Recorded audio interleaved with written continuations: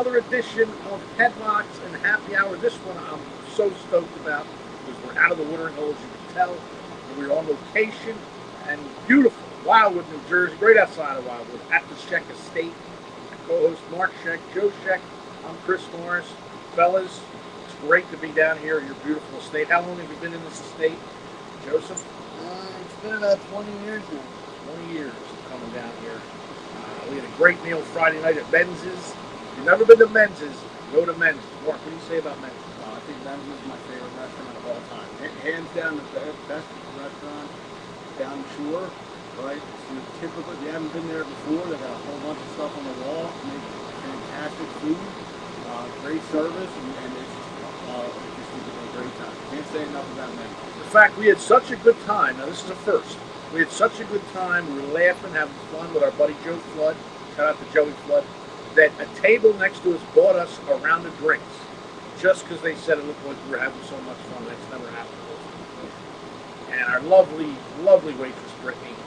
Thank you, everyone at Menz's. We had a ball that night. It was the first time we were the last customers at Menz's.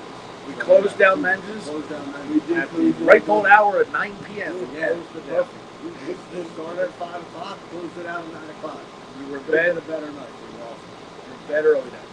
So, we are here in Wildwood. What are we drinking today? Mark has brought his little bar with us. Well, we got the little bar today, which is less of a selection. So we're all going to do Miller Lights today. So Miller Light, looking to sponsor us. Yes, Miller Light. Got a Miller sponsor. We sponsor my golf game on Friday over the year, but yeah. It's great. It's nice and cold. Here we go with our Miller Light. Cheers. We love you, Wildwood. We're rocking here. We have a good show today. And we're starting off with a topic that was breaking news this week. And we're going to talk about, I'm going to read this off. Vinnie Mac. Vince McMahon is back in the news again. Him and WWE agreed to a $147.5 million settlement. I don't know who didn't see this coming. The lawsuit's out the window now, I guess. Everything's fine. So this lawsuit has nothing to do with Janelle Graham. This was a shareholder lawsuit that the shareholders of previously WWE brought against Vince McMahon, UFC, and a few others in light of the sale of WWE from Vince McMahon to what later became TKO. So what the shareholders were saying is that essentially Vince McMahon had too much power in the transaction of WWE in the sense that he picked the TKO offer because it still allowed him involvement in the post-acquired company. And what they said is basically that if they brought in other companies, the shareholders could have got a higher return, but would have resulted in Vinnie Mac not having a say in the new company. So that $147 million is broken down into $102 million that WWE actually had to pay, and the remaining balance was paid by Vince McMahon through his insurance. Unbelievable. So Vinnie Mac, of course, he does have the money. Because people like us who spend our life watching wrestling and barely getting laid. So he owes us also some residuals. Joey, what do you think? Here's the main question that I want. Will Vince McMahon show back up in WWE or anywhere else? Well, I think it'd be great if he came back to WWE. I don't see him coming back to WWE. I think TNA would be a great place for him. Because it's basically like all startup guys still. They're not startup, they're very young. So I think that would be great for him. I don't see Tony Khan ever bringing Vince McMahon into AEW. Some of you might, I just don't. So I don't think Vince McMahon is done with the wrestling business now.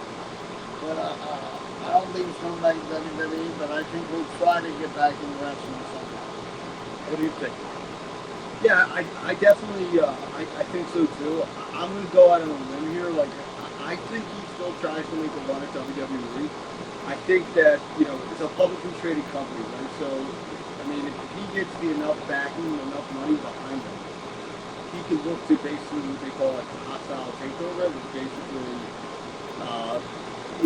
offer a certain share price and buy up all the shares and become private. So now that he's got the shareholder loss done, like, it's past him. He does have the ability, to potentially go financing. What's curious is not to throw this out as a potential spoiler, is the Saudi investment that was behind Liv, is no longer there, right? Liv actually is a new investor, right? So the Saudis that previously had thrown a ton of money behind Liv now will probably be looking for another sports avenue to do. So I wouldn't be shocked if in the upcoming months you hear something about Vince McMahon having Saudi investors to potentially take a run at taking WWE. Again, I've talked about this before, but at the heart of TKO is private equity. Private equity firms don't hold anything for the long run, right? They have a percentage in mind. They will see the return on investment.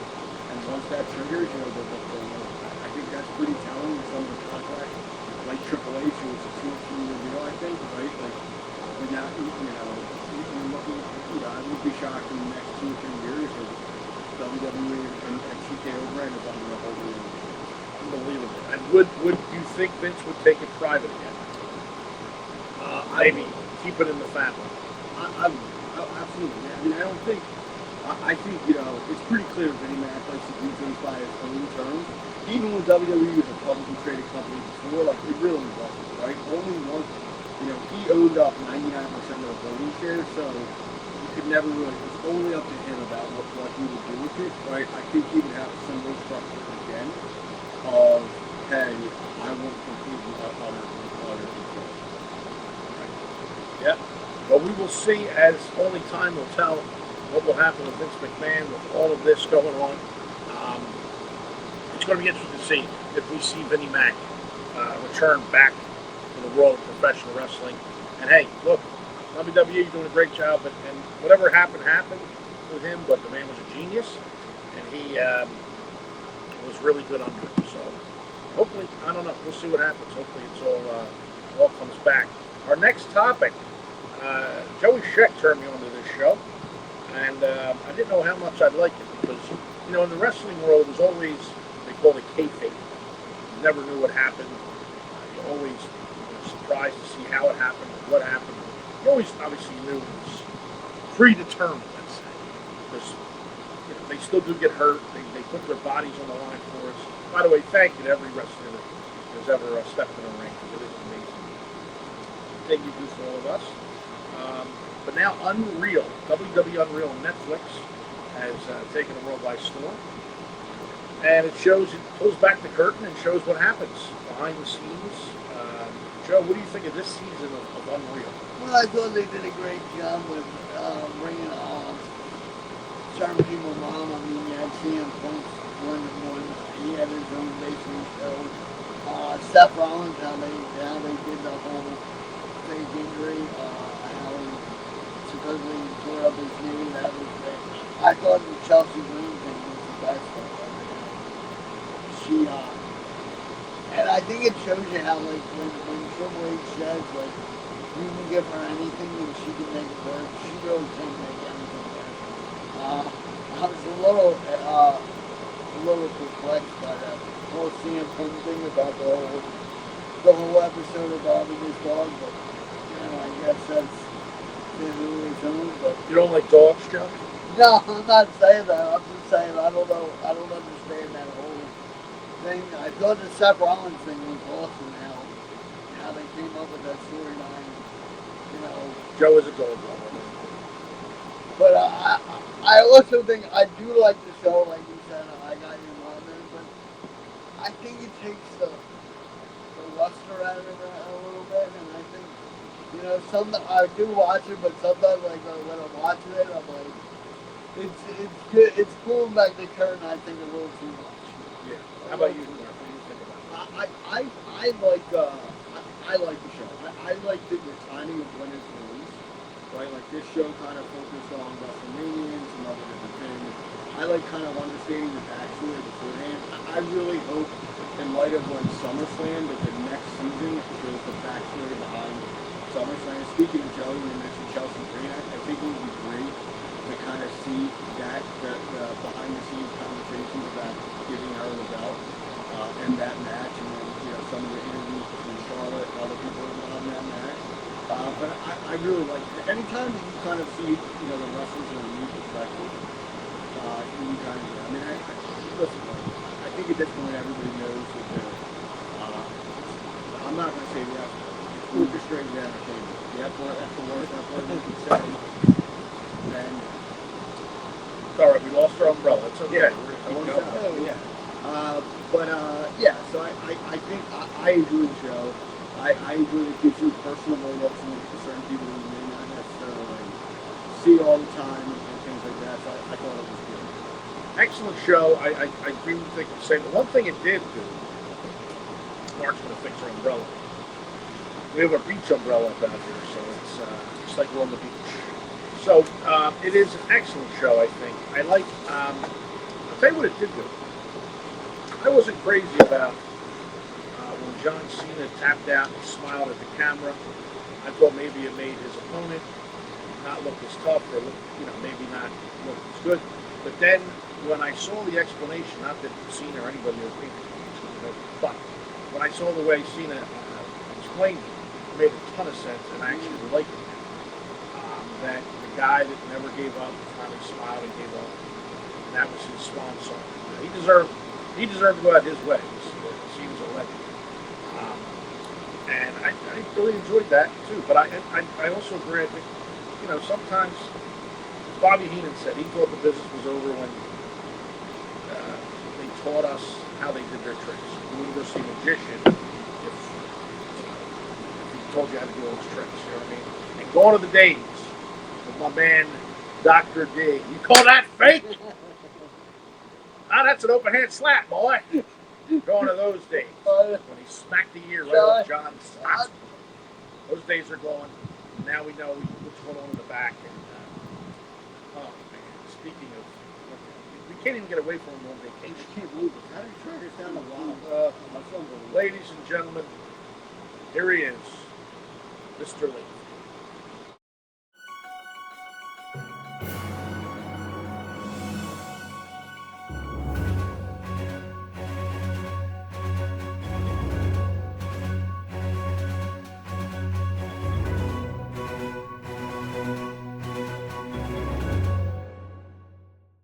Good day to my associates at the Headlock and Happy Hour podcast. Once again, due to the ultimate Hulkamaniac reappearing, I have been no choice but to go back to my clandestine location where I can be safe and I don't have to worry about people doing things. Wait a minute. What was that? What's going on here? I'll be right back.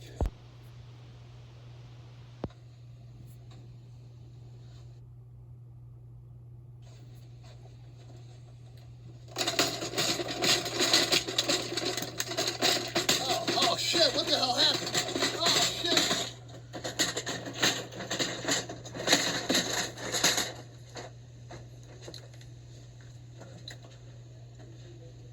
Well, you know something, brother, dude. I finally caught that Thomas J. Lakefield, brother. And I gave him the big elbow, brother. I gave him the headbutt, brother. I had him in the launch position, brother. I threw him down with the 747s. Now, his security team has been incapacitated by the 24-inch python, brother. Mr. Lakefield is now unconscious on his way to Bethesda Medical Center, brother. I've snuck into Buenos Aires. I couldn't find him, brother. But I made a few calls, and I found the man. And I hit him with the Dusty Rhodes elbow, brother. I gave him the big leg drop, brother. I did everything I had to do, brother, for you Headlocks and Happy Hour people. Now, I demand on your 1-year anniversary, brother, that Thomas J. Lakefield must appear in person on your podcast so that I can question the man. about where he's been and what he's been doing. And I want all you smarks to know, brother, there's only one way to go, brother. You gotta train, say your prayers, take your vitamins, be true to yourself and true to your country, brother. Don't be like Thomas J. Lakefield. Yes, finally. Finally. The incredible Hulkamaniac has fit. Did you have any ideas? No, The man, Hulkamaniac has found out where that piece of shit is and beat him up and the security team. Oh my God. Thank you, incredible Hulkamaniac. We got to have you on the Did you show. guys notice the back of Mr. Lakefield's newest location? That he had a Cowboys flag? Is it any surprise to anyone Oh, no. that Mr. Lakefield is a Cowboys fan? What? The cockroaches of the wall. I bet you behind there also is a Lakers poster, Oh, a Yankees poster, right? And you know, whoever else. yeah. Well, he walks around with that cowboy hat, so I figured he was a cowboy fan. Unbelievable. Mr. Thank Lakefield, you, Ultra Hulkamaniac. thank you, Hulkamaniac. You finally did it. Maybe you won't hear. And look, we got a ways to go before our year anniversary, all right? Ways to go. But maybe on that year anniversary, we have the brothers come face to face, have them on together, and see what that looks like. We got to watch, because we don't want any fighting in our water hole. We just talk about it. We don't want to see the fighting happen. We might resolve a little problem there on the year anniversary coming up next day. So stay tuned. All right, because I know you're all tuning in right now, very excited that we're going to have a year anniversary in April. All right, now we are moving on to the WWE itself. And before we get to Raw or any of the storylines, if you guys are all keeping up, I know you are, we had a SummerSlam preview show. We're going to find out right now. We had our previews. We're going to find out who won and who lost, and who had the most predictions right. I don't know who it was, but I just... Okay, the first match, Oba Femi defeated Brock Lesnar. All of us had Oba Femi. So that's one. That's one. CM Punk defeated Cody Rhodes. All of us had Punk. Cool, too. How about this one? All of us lost. Liv Morgan defeated Io Sky. All of us had Io winning that. Oh, two of us had Gunther defeating Nick Aldis. That was me and Mark. Joey had Nick Aldis. LA Knight and Solo Sikoa and Luis Keys defeated the Bloodline. Joey had the Bloodline. Me and Mark had LA Knight winning that. How about this one? Me and Joey won this one. I guess I'm in the lead. With the Fatal Influence defeated the Bellas with a dastardly turn. I was shocked at that. To be honest, I thought the shock would have been Nikki going to Fatal Influence. I think her being the fourth member would have been great. But I didn't see the big thing coming. But I mean, I was right that they won the match, but I thought the turn would be a little different. I kind of figured, because I thought Nikki, when all that happened, I thought Nikki was going to turn just because of the way the Bellas were together and her Paige came in. And I thought it was, all of us won again because all of us had Roman Reigns defeating Seth Rollins. None of us won this one because none of us saw, and I'm very excited about this, the return of Kevin Owens. One of us had Sami Zayn, two of us had Finn Balor, and none of us won. Kevin Owens came back. What do we think of Kevin Owens coming back? I absolutely love it. I love Kevin Owens. I love Kevin Owens for a long time. I was getting Sami Zayn. I thought it was great. When that, I was young in my living room and as a music kid, it was great. I was pissed because I was thinking of D when he came out, and I had to rewind it. I'm so Listen, I'm a guy that likes to be right a lot, but I'm just saying, I'm happy to be wrong. That was a surprise because I thought we saw the last of Kevin Owens because he was making Yeah, and I'll tell you what, he looks great. He looks He phenomenal. looks great. I need to know what dye you're on, KO. Because I need it. How about this one? None of us picked the winner on this one. Baron Corbin versus Trick Williams. I don't think none of us picked the winner on that. I was shocked about that. Baron defeated him. I Still mean, makes think no sense. but Yeah. I think, like, listen, like, I think they're trying to, trying to bump Trick Williams up to the next level, right? Like, he's got to drop the belt at some point. I agree. Now, I mean, Baron's a legitimate tough guy. He's got a jiu-jitsu belt. He's a golden guard boxer. I wouldn't mess with Baron.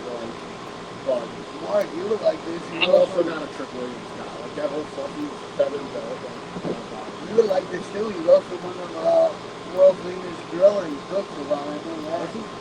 Maybe we'll have a little Czech barbecue. We have not had a Love Czech barbecue meal on Headlocks Happy. We got to do it. We got to do an episode where we have Mark's amazing food. Mark's a hell of a cook. Maybe we'll do it one more English food this year. Maybe. Maybe. Or maybe we'll have some special guests. Some of our buddies on. Joey Spinks, Tug Massa, Kira. We have a maybe a 1 F-bomb limit. But maybe we'll have them on. I mean, we all got limit to see what. Yeah, we got limit to see word too, Kira. All right. So let's see here. Who else? Up, and we can all applaud this because we all had Chelsea Green winning finally.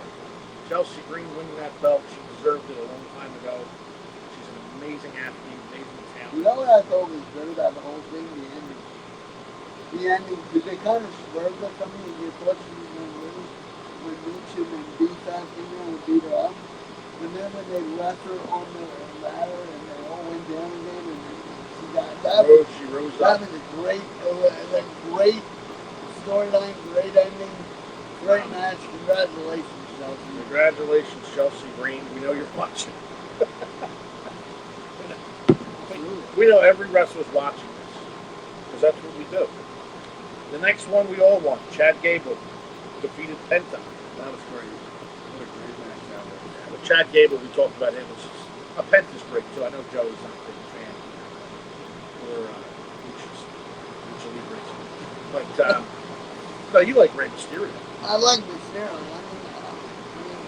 And you like the king of all luchadors, Dirty Dom Mysterio. Dirty Dom, but we're not going to get into Dirty Dom. Self-professed. I think they're killing Dirty Dom. Well, that's next because you lost this one too, Joe, because my boy, Danhausen, cursed and defeated Dirty Dominic Mysterio. Joe was not a fan of this because he thought maybe it hurt Dom. I think it's not. Well, you guys pointed out like it was a comedy thing, but, Yeah. we'll get into it. But we'll get into Raw and. Well, let's get into it now. But, well, I don't understand. Like, I understand maybe the comedy thing, but then you have them on Monday Night Raw losing the Dragon Lee. Like, what are we doing? Yeah, Joey's a diehard Dirty Dom fan, as we all are. I do think he's a great heel. Too. And he grew up in the business when Eddie was popping. Back in the day. Yeah, I mean, it's still shocking how much he looks like Eddie. He does look a lot like Eddie. He's got the mullet. God rest Eddie. What a great man. So all in all, I mean, I don't even know. We didn't keep score, but I think he won. did I win? I think he won. But I think... I know I won. I just wanted to hear Mark say it. But I would say the fans of the show, we were winners. Let's look at the expert picks. We weren't really that off.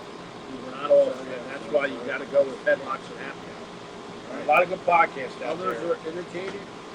Yep. Imitated, never replicated. Never replicated or duplicated, except the fact that we're the last people for the podcasts. So we got to imitate, but whatever. Who cares? That's the bottom line.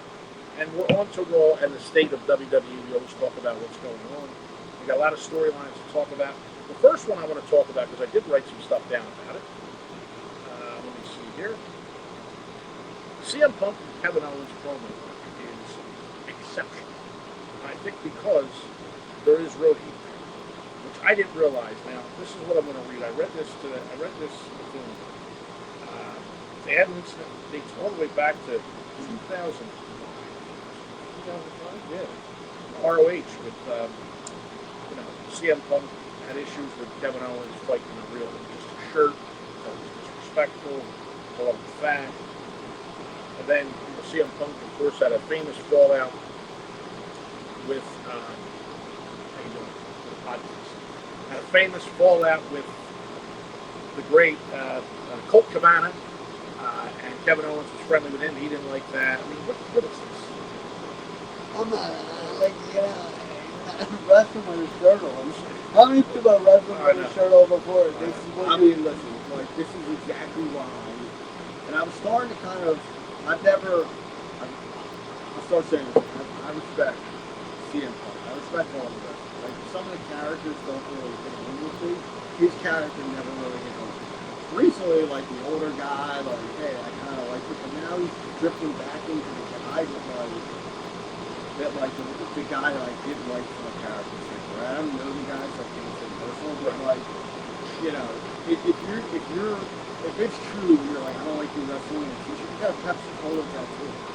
Like, and it's yet, like, come on, you like, let's like, come on. Let's stay in our lanes. And Colt Cabana, just because you don't like a don't mean another person can't be friendly with him. But I don't know. I didn't know any of that. But the bottom line is it spilled over into the storyline, and it is making for amazing work. And what's going on behind it?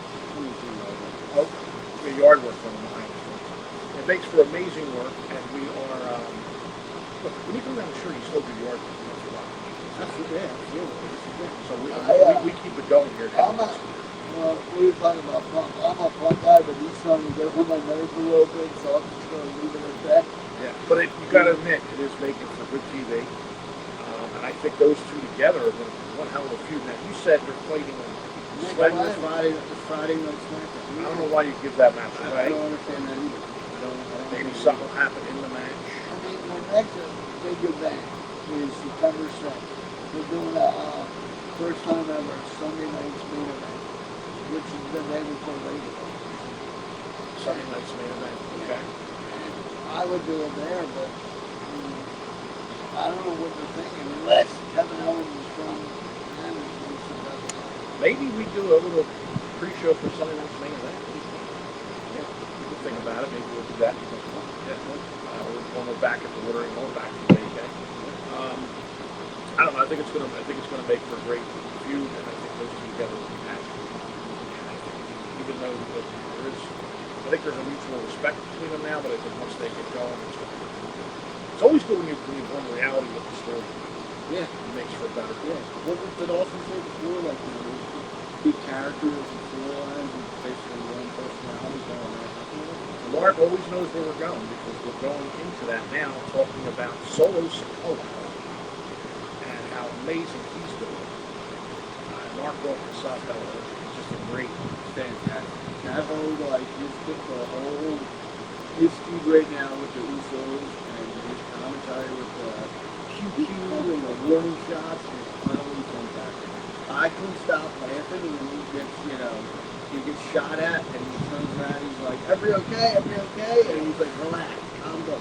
Like, ever since they turned him from his bad to good, like, keep him good. He is comedy gold.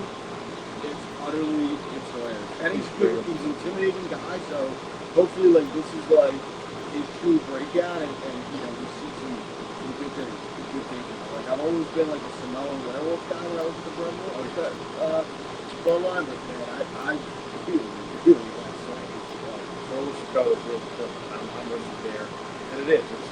Obviously, they probably captured his real personality, who he is. Turned it up a notch. He's doing a hell of a job. It's great. I do wish Samoan Werewolf would break out. I really think he should break out on his own and be just an unstoppable beast. What do you think about that? Well, if you notice, I think like they're trying a little bit with the Rangers basically his team. Yeah. Like they're not going to keep these up. This on the Royce Speed. Yes.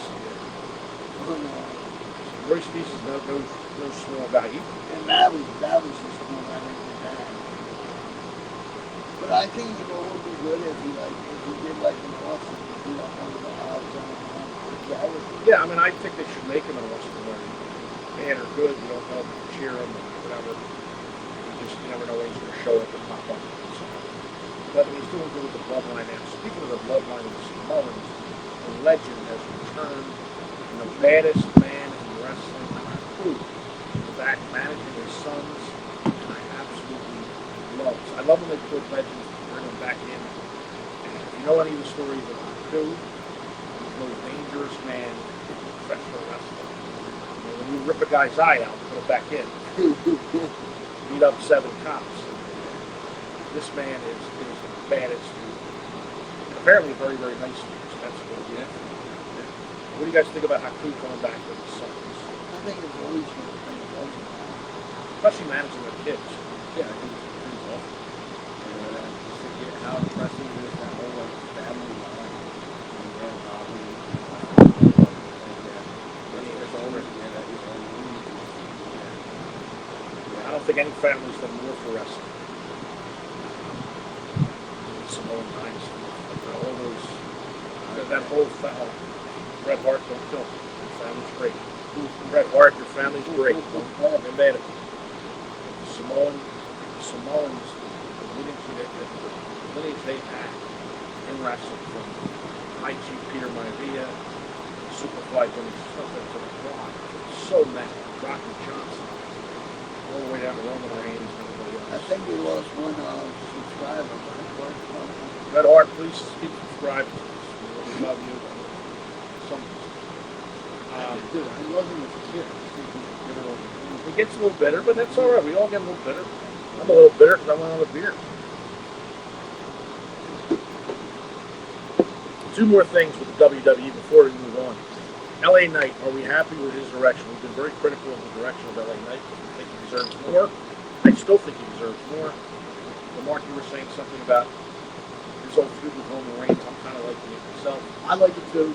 I'm glad they're starting again. Listen to the podcast and do it, so it's good. I'm happy him get a push. Like I hope that they don't mess it up. I hope they kind of give it, I hope they kind of truly give it, the push that they need. So I'd like to see him develop. I think he deserves it. I think the fans like him. I think his life skills are fantastic. I think it's pretty clear with his self stuff. So I think he can be one of your top guys. I'm hoping that, I think Roman, Roman probably has a year or 2 left, right? The new Street Fighter movie comes out in October, and I have to be positioned for that, right? Like I just hope, I hope this is like a start of something for LA Knight rather than like the same thing. There you go. I agree. I think LA. I was worried about that too when he said that I'm worried about that.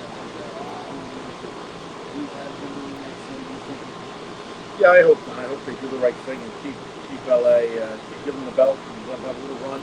He deserves it. Another person, and I'm wondering what they're doing with her because she's my favorite. It's Mark's favorite too. Charlotte Flair. Charlotte, to me, is unbelievable. Whether she's a baby face or a heel. I love what she does for charity. For a little girl, Charlotte, she did. God rest her soul, that broke her heart and her family, and what she does. And everything she gives about little girl is amazing. She's an amazing, charitable person. I think she's awesome just for that. But I love her as a fan. I love Charlotte as a heel, and I think she deserves another run. You think part of her storyline though right now is maybe her pushing? Like she's very close with Alexa Bliss, they're very good friends. Yes. You think it's kind of like, you know what, like she wants a storyline right now, or she gets to hang out with her friends? Could be, and she deserves it. I think also Charlotte's always trying to make all the best. Yeah. And I don't know if you guys read the article. She's really high on that move of Keanu James. She's very high on that. Where Alexa Bliss is, as you know, I've been Alexa Bliss since she came in. So I think that's good. But I think Charlotte is also one of those persons who wants to make the wrestling business better. And I think she's trying to help everybody out. She gets. But I do think she's better as a heel. Well, yeah, it could be her own, and she deserves to call her own shots. She's proved herself. She's amazing. I think best athlete in the company. I'm going to say, I really think she's just top tier, top level, just like her dad was. Just amazing. So Charlotte, keep doing what you're doing. You're awesome. We're going to go off WWE now and talk about. We have 3 episodes to review the dark side of the ring. I think doing a hell of a job. These last 3 episodes were very sad. We're going to talk about them. The first up is the Renegade. Now, I don't know if you guys know the Renegade. He was a, you guys know. He was they brought him in WCW when they brought in Hogan. And Hogan's teasing this ultimate surprise. Obviously, they're showing a shadow of him. He looks like a warrior. Everyone knows him. Growing up as a kid, he was Hogan. He was, at one time, just as big as Hogan. He was. And he was supposed to be the heir apparent of the course. Everyone knew that. Now, guys, if you're brought into a company, you're given a gimmick, you got to take it. But if you're given a gimmick like this, it's bound to fail. Because now they're bringing in this Ultimate Warrior knockoff, and everybody goes in. And this poor guy was just hung out to dry. And after you saw that episode, it was pretty I mean, I thought Arn Anderson had some pretty fun lines.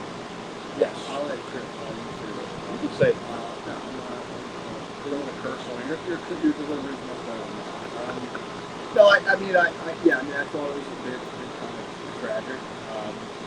Yeah, I mean, feel bad, but like, he was given an opportunity to talk about kind of push. But yeah, I mean, I don't like.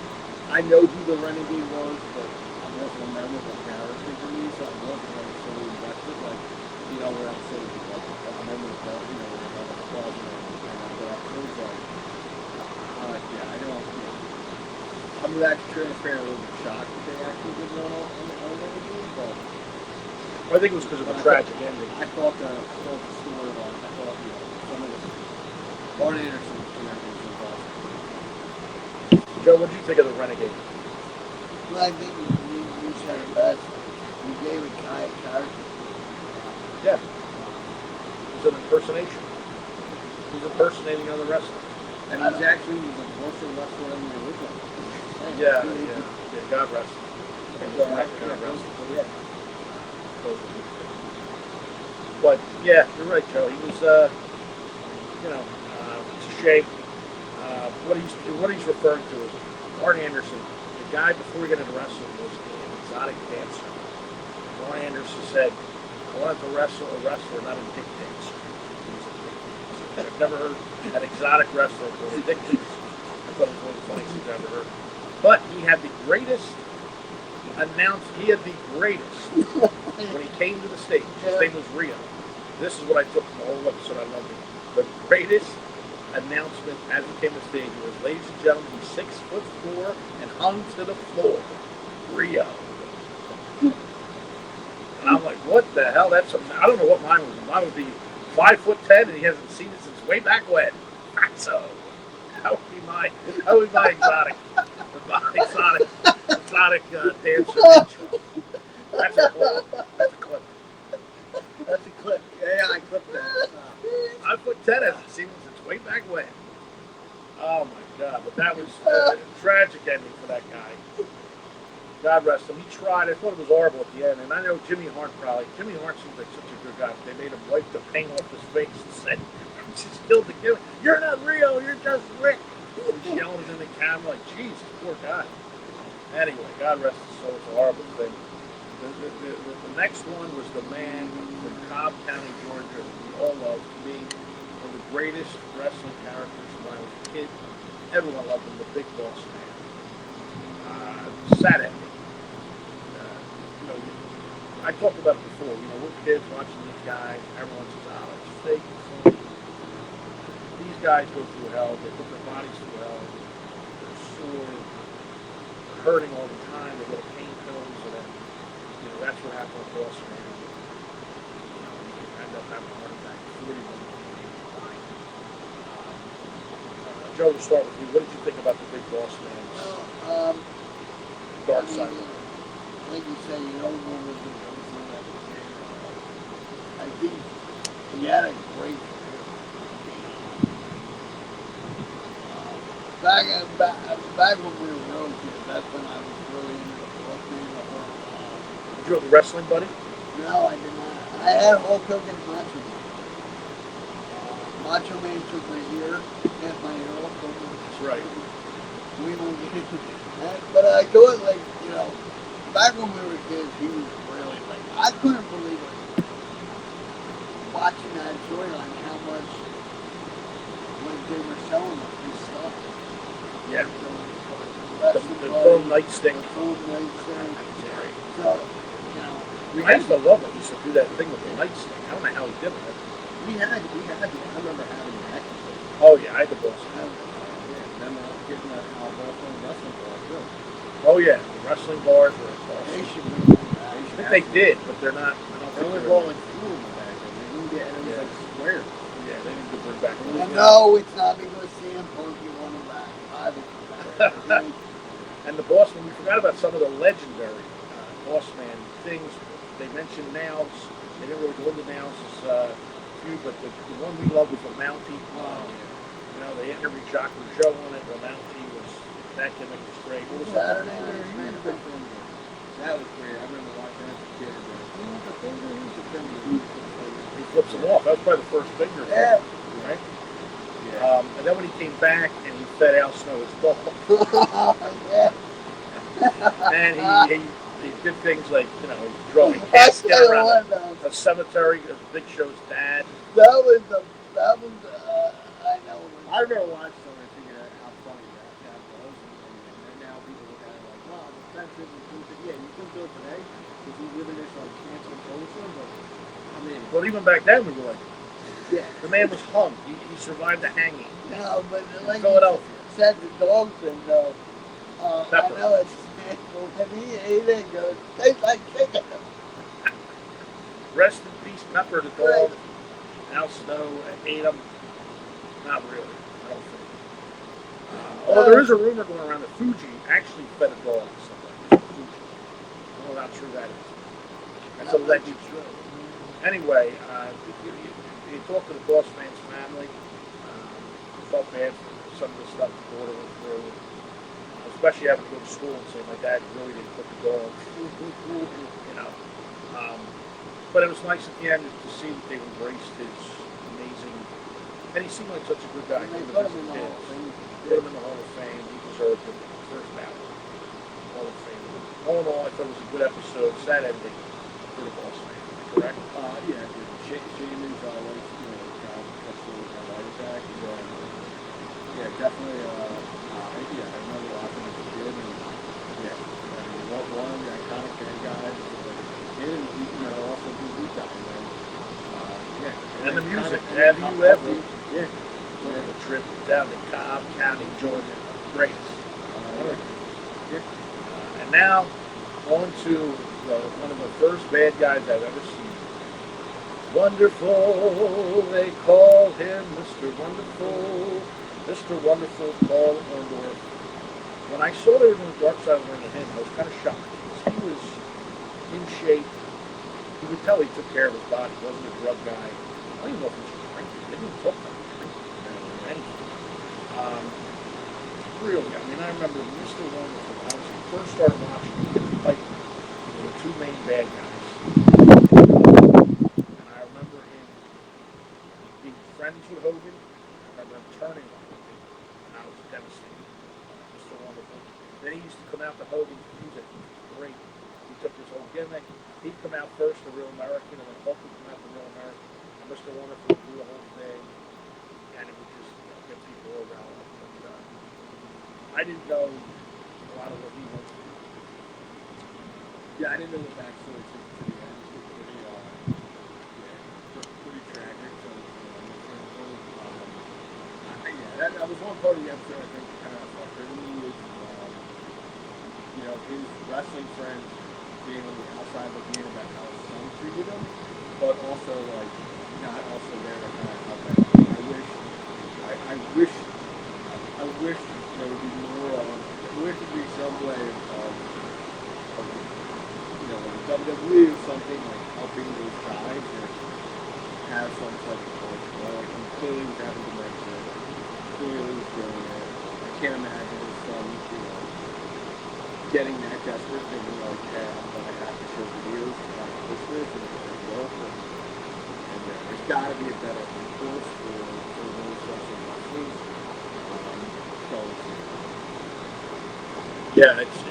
What about you, Joe? What did you think of that I mean, episode? I thought it was great.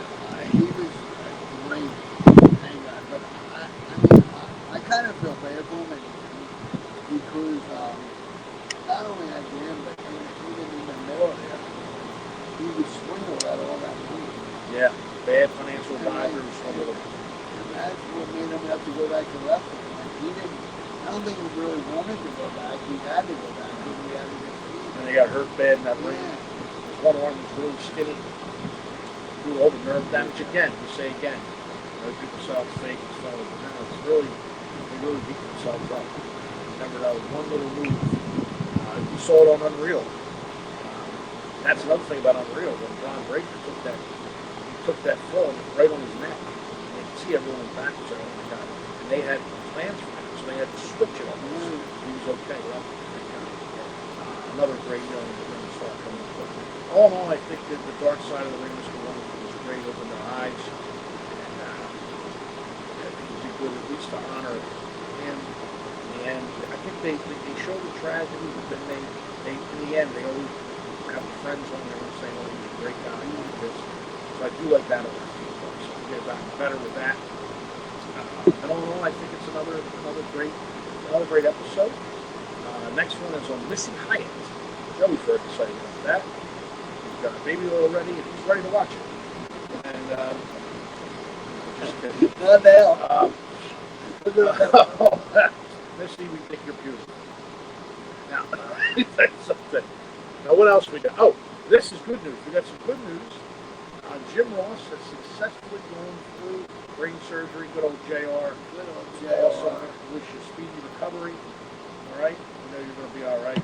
You're another one of the greats of all time on the microphone. So God bless you and speedy recovery. We talked about it. I don't think they listened to us, but they did listen in a way because they are having another Legends Night down the shore this Thursday, August 20th, at the Wildwood Convention Center. I'm not able to make it, but there is going to be a lot of legends there. The great Sergeant Slaughter will be there. That's right, you heard me right. The Sandman, our buddy who was on our show, will be there. It's going to be an unbelievable night. So if you're in Wildwood Thursday, August 20th, go to ISWA, go to the Wildwood Convention Center to be able to see all these great legends coming out. And who else is there? It's going to be a great night. So check it out on I think it's Facebook. Look up ISWA. It'll come on. Do I have anything on there? Let me see here. I have a site. Just ISWA. It's the Wildwood Convention Center.